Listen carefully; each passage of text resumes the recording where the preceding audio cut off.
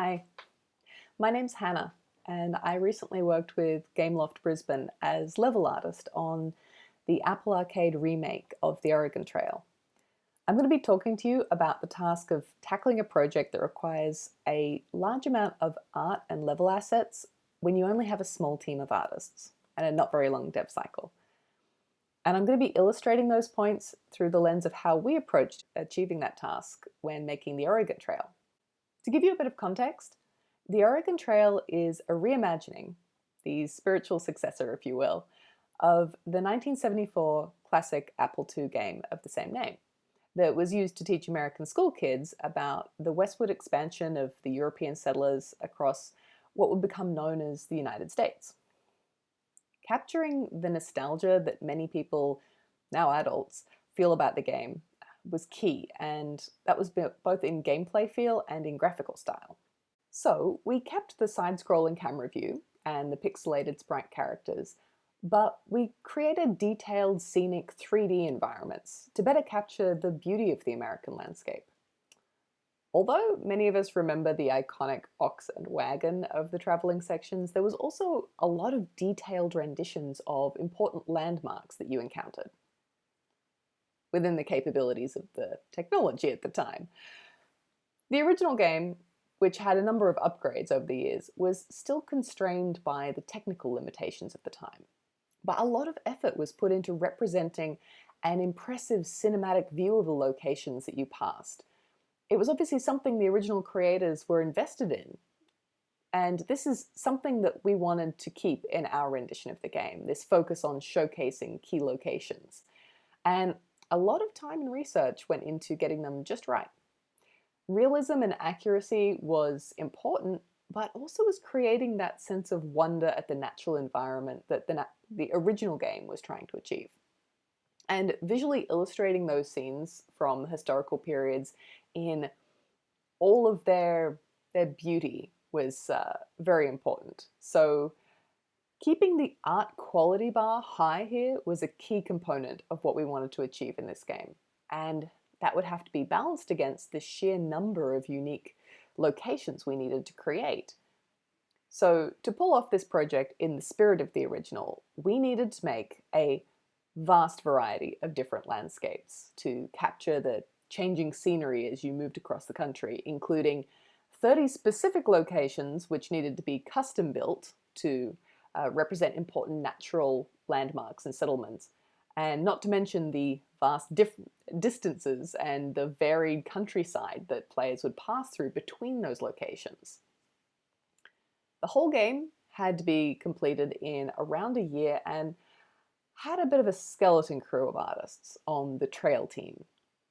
This is separate from the many other artists involved in the creation of characters, both 3D and pixelated, and those involved in UI creation who made up other teams on the dev team. But the level building team included just 2 environment artists and only one, myself, who would be assembling the in-game levels.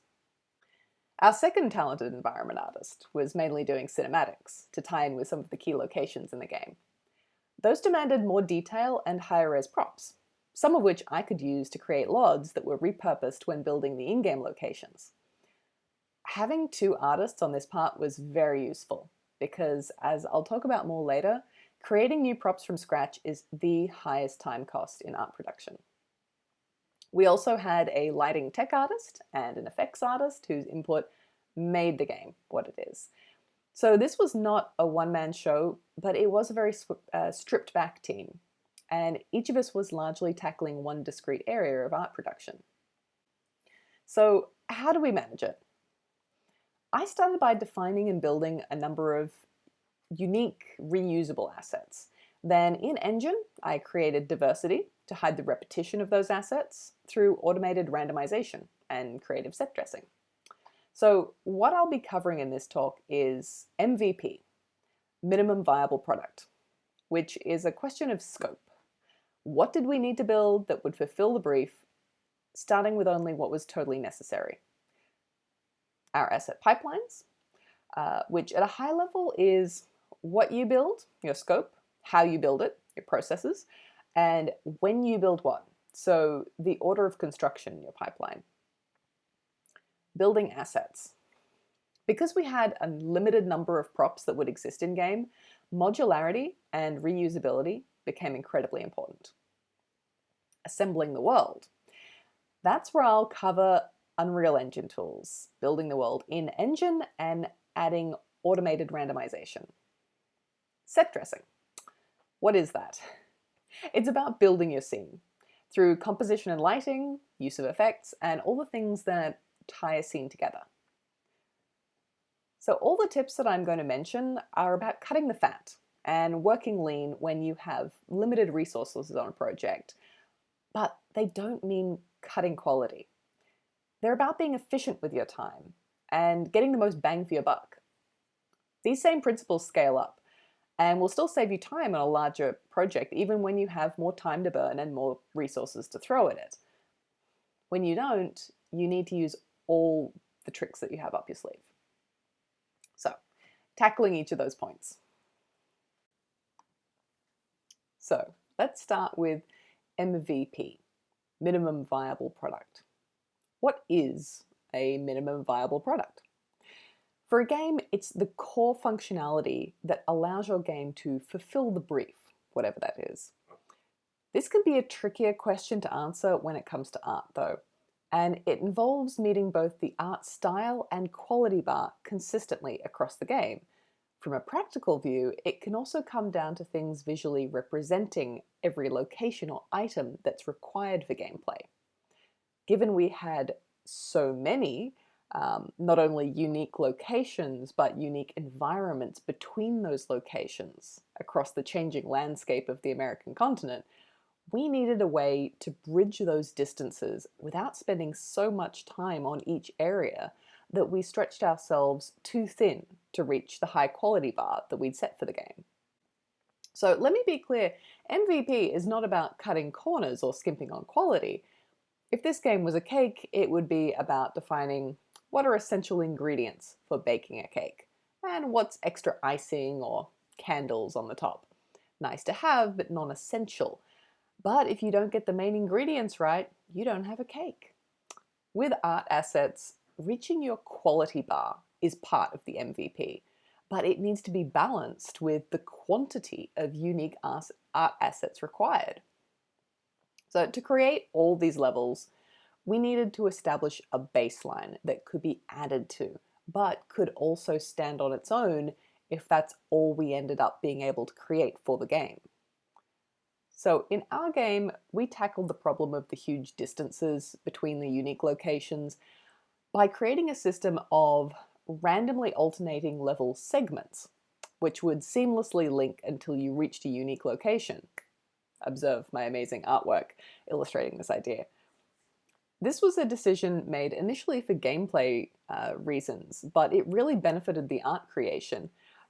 In the gameplay, they wanted to create that effect of you're traveling across the landscape and it feels like you're just seeing the same thing over and over again. You know this feeling on a long drive.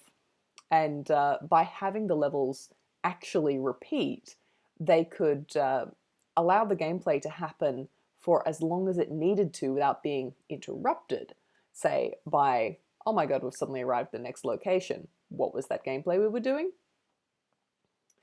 But from an art point of view, it was actually really beneficial because it allowed us to easily reuse modular level segments and save our effort, so to speak, for those one-off locations, because they were going to require a lot more custom props and handcrafted landscapes. So in this scenario, we needed at least 2 tiles to avoid the repetition becoming obvious. If we repeated the same tile over and over again, it would immediately become obvious what we were doing. But 2 gave us just enough variation that you're not going to immediately notice.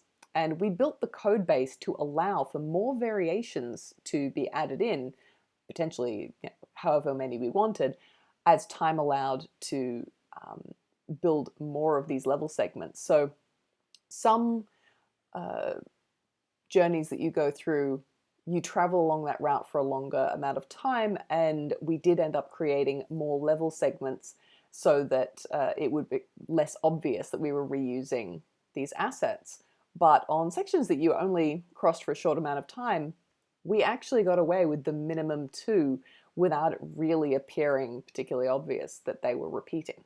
Most of our environments were natural, so there was a lot of foliage on display. A lot of detail, a lot of props, a lot of variation. Because we were creating a game based in real locations, elements like trees had to reflect real varieties that you might find in those areas of America. A lot of research was done to keep it based in reality. But because creating unique versions of every variation of elm or dogwood was just unfeasible, I distilled down the common shapes and merged similar looking variants into just 3 distinct types of trees that looked similar to many existing ones. This applied across all the foliage types, and in the final game we ended up with 3 deciduous trees, 2 types of pines, 2 shrubs, 3 flowers, and 3 varieties of grass across the whole game. Given our game had stylized art, we could get away with this quite easily, as any tree would have a certain level of abstraction anyway, and ultimately it contributed to the clean, simplified graphical style we were going for. And I reasoned that if I couldn't reliably tell the difference between a lead plant and a lupin, our players probably couldn't either. Once we'd figured out what we needed to make, we needed a plan for how we would make it. That's where pipelines come in. On a micro level, pipelines are the specific programs and technical workflows that you use. But on a macro level, it involves what you build, how you build it, and what order you build things in. I spent some time at the beginning of the project creating a plan of attack to minimize time spent unnecessarily later on, and I defined what props were essential to recreating the look of the original, what assets needed to be made first so they could be broken apart to make other assets, and which ones could be assembled wholesale later on from completed assets. I also worked out exactly what level pieces were essential to creating the environments and locations that we needed to represent. I made a lot of maps and plans to work out the details. At this early stage, creating a whitebox is the most important thing. Some people use the term greybox or blockout, but it basically all means the same thing. It's a very rough, boxy, untextured, unfinished version that simply allows you to see what the game is going to look like from a functional gameplay point of view. Partly this was really important for us because it would allow us to get some sense of the scope of the game by creating a playable version of the entire environment. And partly it was to work out any bugs in our automatic randomization of the level segments. These weren't purely randomized, and they had to follow certain rules about what tiles could be used together to create a seamless look. So getting that system working before any art was created was important, because altering the art after it's created for code or design reasons costs a lot of time.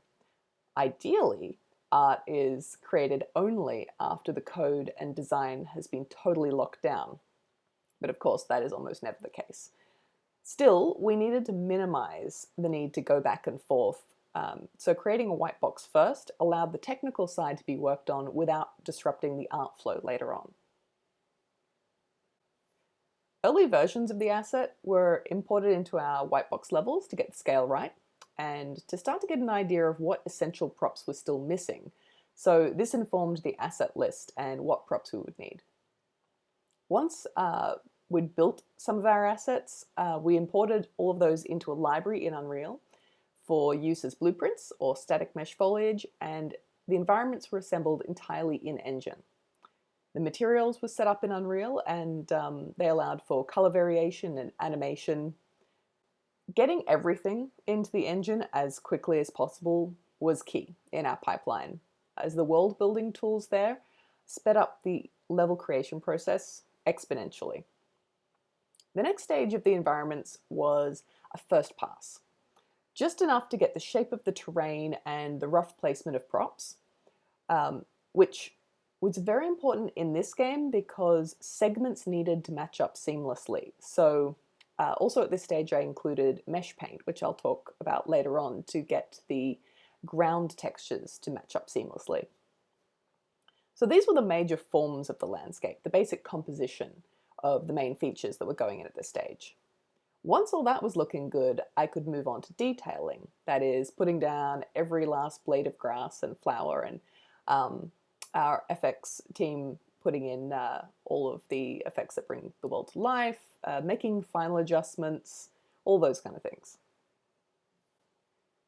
The whole game was put through one step of the art process at a time. So we could bring all of the art up together so that at any one time, all the art in the game looked consistent. While we did create art slices to bring several areas up to final art standard and set a quality bar for the game, it was important not to get lost detailing one area of the game and not having actually started the first pass on another. Once the levels were up to their second art pass, they were functionally art complete. This kept the whole game at the same level of completion at any one point in production. If we'd had to, we could have shipped at that level and the game would have looked seamless. Just not as finished or as detailed as we'd wanted. So then when I did start detailing out those areas, I knew I wasn't wasting any time that could be spent elsewhere as everything was already art complete. And doing the art slices gave us the ability to gauge how far away a level was from reaching that bar. And because all the environments were at the same stage in their art, it was easier to work out a timeline for how long I could spend on each area before I had to move on. So time management was a big thing with so much art to complete. Now, all of this took a little bit of trial and error until the best pipeline was worked out. But a little R&D time at the beginning of a project really helped speed things up when we launched into full production by ironing out any pain points and figuring out the most efficient pipeline to get the result that we wanted. Being methodical helped to keep the process manageable, as I always knew what stage any level was up to. And having the Whitebox sorted out early meant not having to be tentative about putting a level together in case changes needed to be made. Not that they never did, but mostly I could steam away at laying down all of the art and building the compositions, knowing that we'd locked down the basic form of the level. So what I'm going to talk about next is the nitty-gritty of how our pipeline actually looked in practice. Firstly, let's go back to our asset creation. This is where I really wanted to work smarter, not harder. Because unique props with custom textures are the most labor-intensive part of environment art production. So minimizing the number and maximizing the reusability was key on this project. I focused on a very few assets, well-made and reusable. Time spent making good assets up front and creating a plan of attack for what props to create first will save time later and allow you to expand on that list with less effort. And I believe in stacking your effort up front, and everything else will come together faster and you'll avoid time sinks later on in the project. I was pretty ruthless with creating that core list of props to make first. If I created a new asset, I made sure it was sufficiently unique and couldn't just be achieved through color or size changes or by combining existing props. I also looked at what shape variants were important and which ones were just too subtle to make an impact, like the difference between our lead plants and lupins. I paid careful attention to things like prop silhouette. This is one of the big key things in all modeling, whether it's props, environments, or characters. It's the first thing the eye notices. Because of this, a prop should look distinctly different from every angle, so it can be rotated and scaled and create the effect of different props. Also, I wanted to create a clean, iconic shape so that players could tell instantly what they were looking at.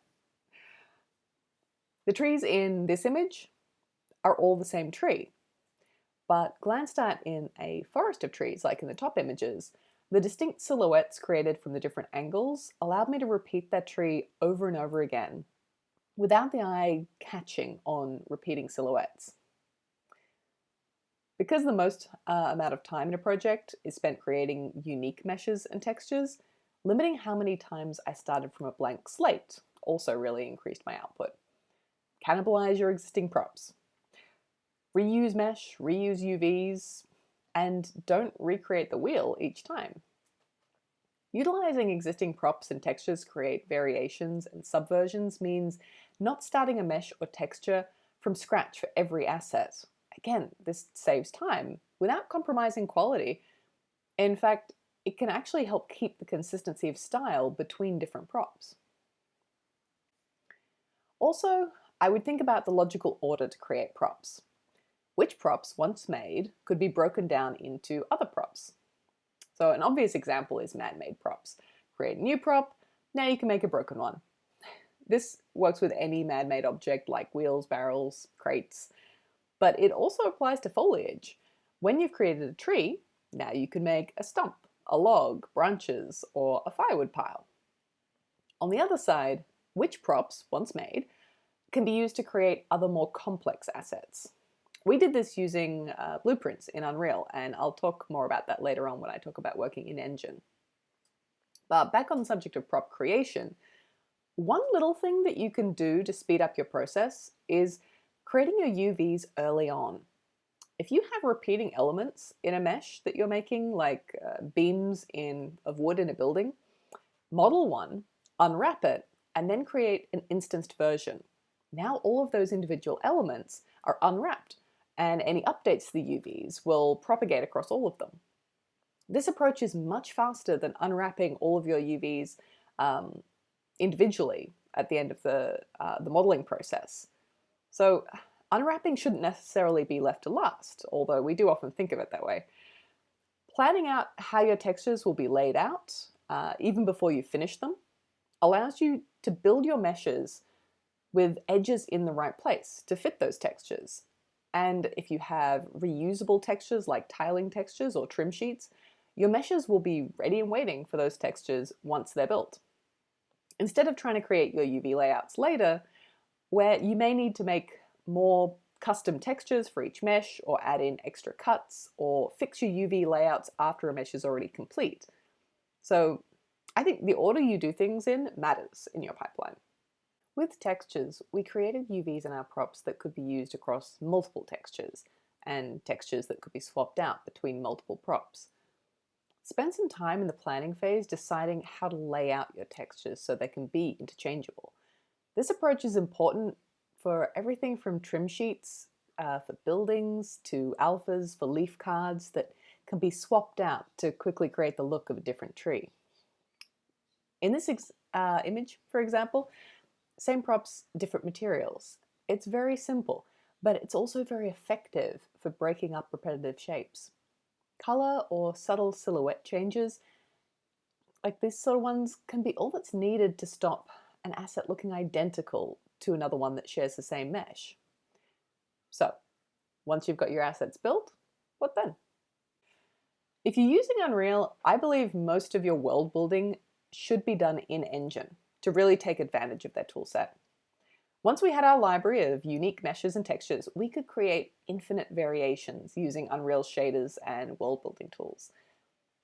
At this point begins the balancing act between, as I mentioned before, creating a very limited number of props that are all very unique and distinct, but then making sure the player doesn't actually notice that they're looking at the same prop over and over again. And further, tying all those subtly distinct props together into a consistent environment where they all work together and look like they're part of the same world. Because in our game, we wanted environments that created a beautiful overall appeal, but didn't draw attention to details, unless we wanted them highlighted. And this is true of most game environments. The overall effect is what's important, not the details. In most games, the player's interacting with the gameplay. Sad to say. And the environments are just a visually pleasing background, but they're not the focus. But use this to your advantage. When your scene is visually tied together, repetition of assets isn't particularly obvious, and it can even help with the consistency of the style. First tool that I want to talk about is one of my favorites because we were creating mostly natural environments, and that is the Foliage Tool.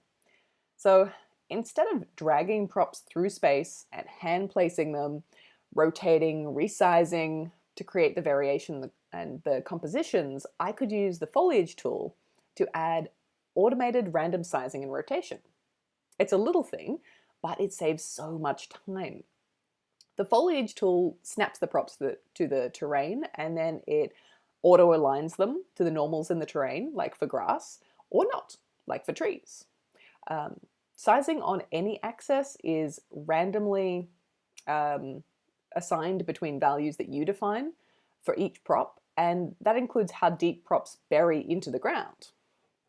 So you tap to place assets on the terrain, which snap to the terrain mesh, or you can use the paint function to blast out a whole environment worth of foliage in one go, and then go and clean it up afterwards for that hand-placed touch.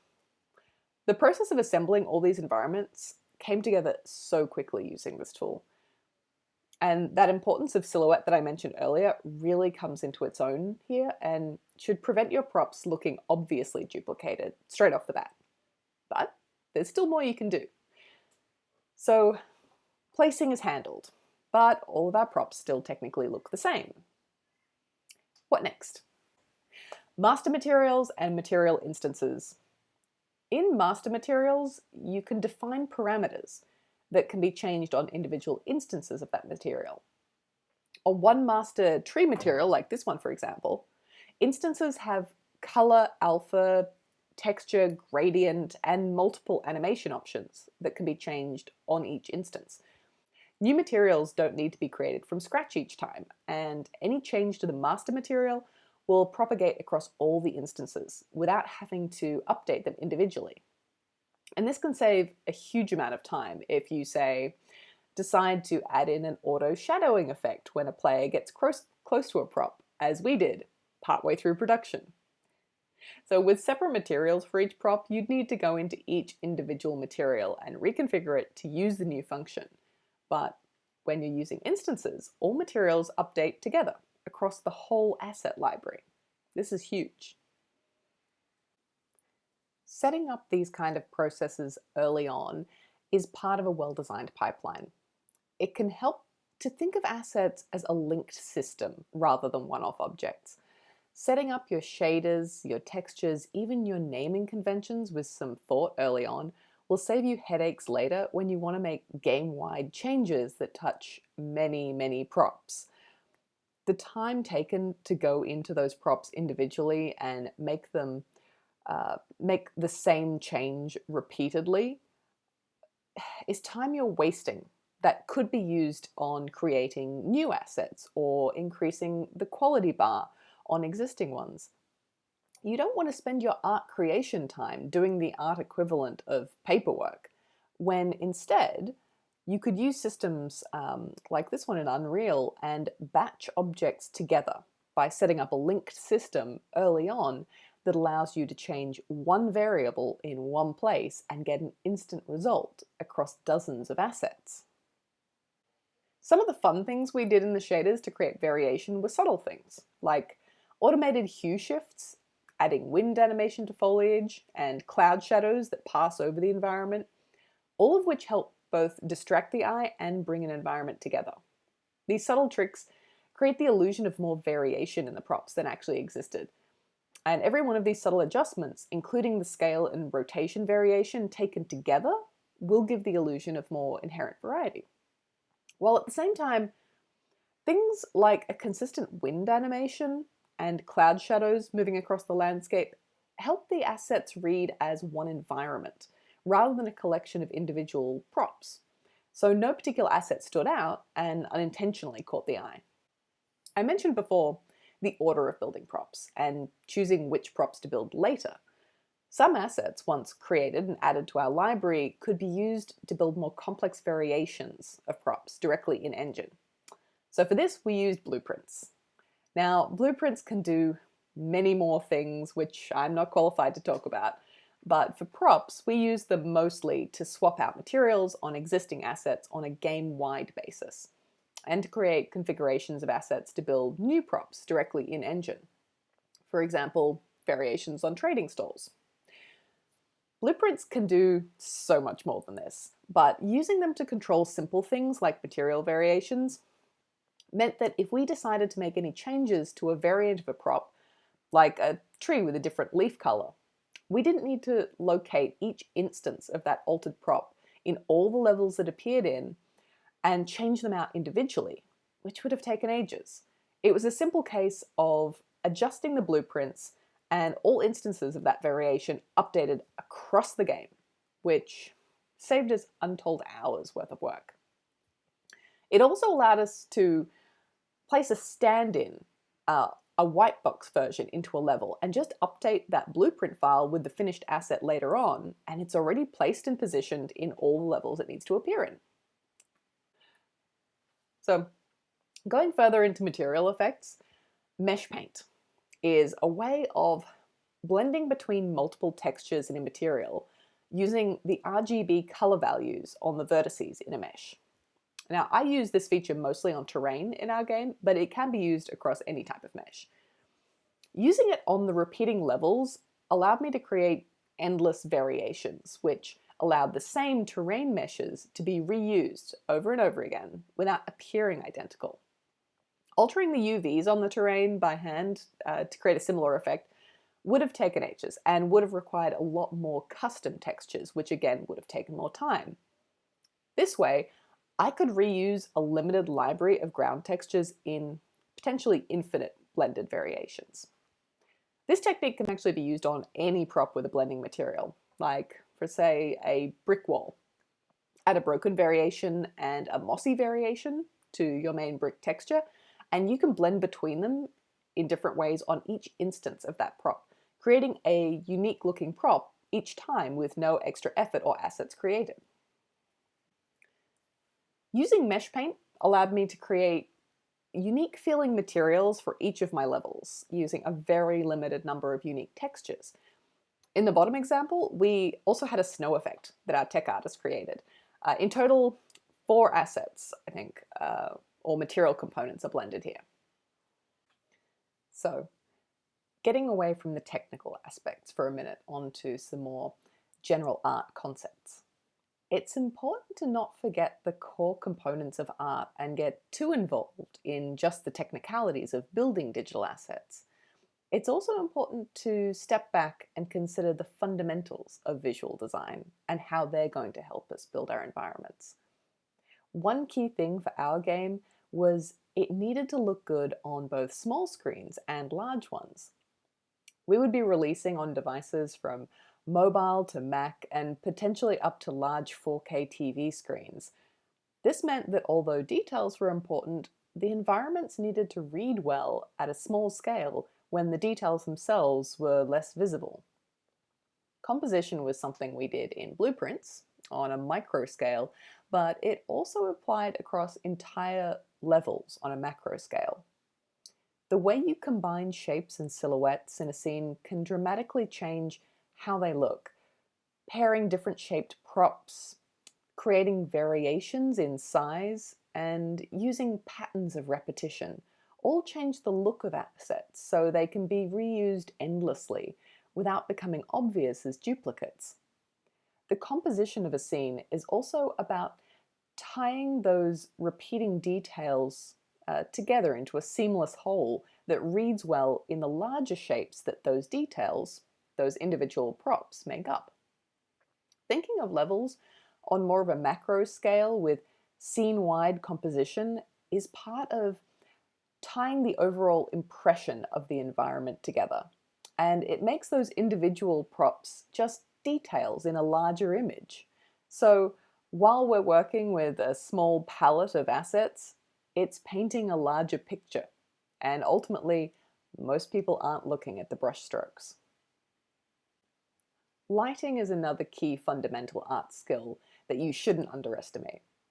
The way you light your scene will dramatically change how the same assets look and creates a totally different mood for those objects. We were lucky to have an amazing dynamic day and night system in our game that kept the lighting constantly changing.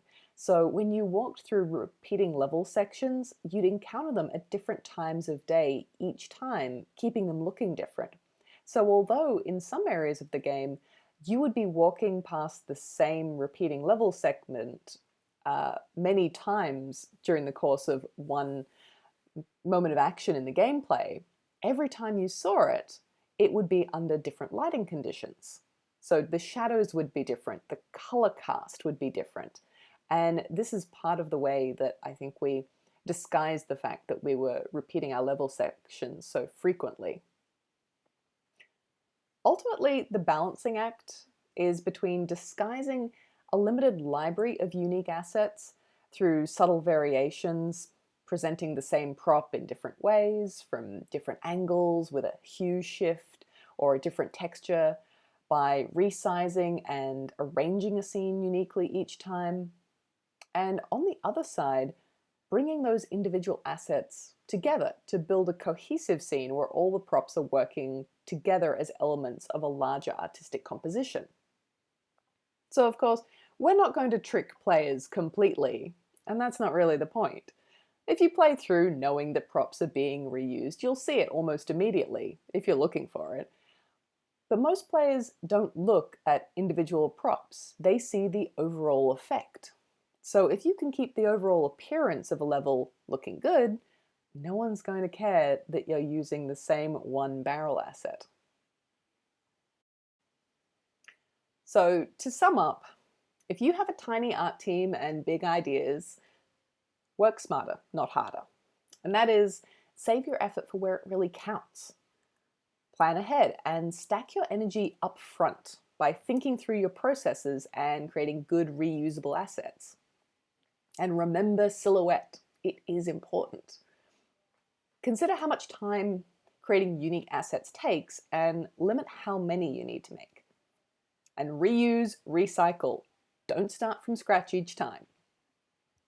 Build in editor when you're using Unreal. Use all the tools that create automated randomization. And setup is important, so use the master tools that allow you to quickly make game-wide changes to props. I hope you've gotten something out of this talk from me sharing my learning and experience creating the Oregon Trail levels from Independence to Oregon. Some of these techniques are things I was smart enough to implement from the get-go. Some were learnt through trial and error along the way. So I hope by sharing them I can help you to avoid the same pitfalls and speed up your processes so that you can make more and more beautiful art for your game. And also, I want to encourage you to not automatically think of having a small art team as a disadvantage or a restriction at all. Reframe how you think of a small art team and focus on the ways it can sometimes be better than a very large team. Many of us in Australia work in smaller indie dev teams, and it can be tempting to sometimes see this as a lesser version of a big studio environment, but it's definitely not. Having limited artists working on assets and owning chunks of the game can actually increase productivity, as artists have ownership over whole areas of the game, and this can be a huge morale boost that causes people to put even more effort into their work. It can reduce the friction, sometimes caused by overlapping responsibilities. Communication problems between team members can be lessened because there's less hands for assets to pass through, and so less chances for misunderstandings and missed information. Version control for working assets is a big deal for larger teams, and it can be an expensive or a complicated system to put in place. But it isn't something to worry about in quite the same way when you have a smaller dev group and direct communication is easier. So there are benefits as well as restrictions, remember that. Also remember, having a limited set of assets isn't something that's unique to small productions. These concepts that I've talked about are also used to create massive AAA games. So if you can master the art of a lean production pipeline in your art pipeline, moving on to bigger projects just becomes a matter of scaling up your MVP. And if you don't believe me, wander around your favorite open world game and see if you can spot that same one shrub. Thank you for taking the time to listen to me today.